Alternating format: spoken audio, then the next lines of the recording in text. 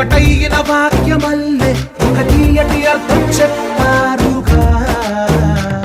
విడివిడిగా వెళ్ళు స్వరాలే కల కలిపిన రాగమల్లే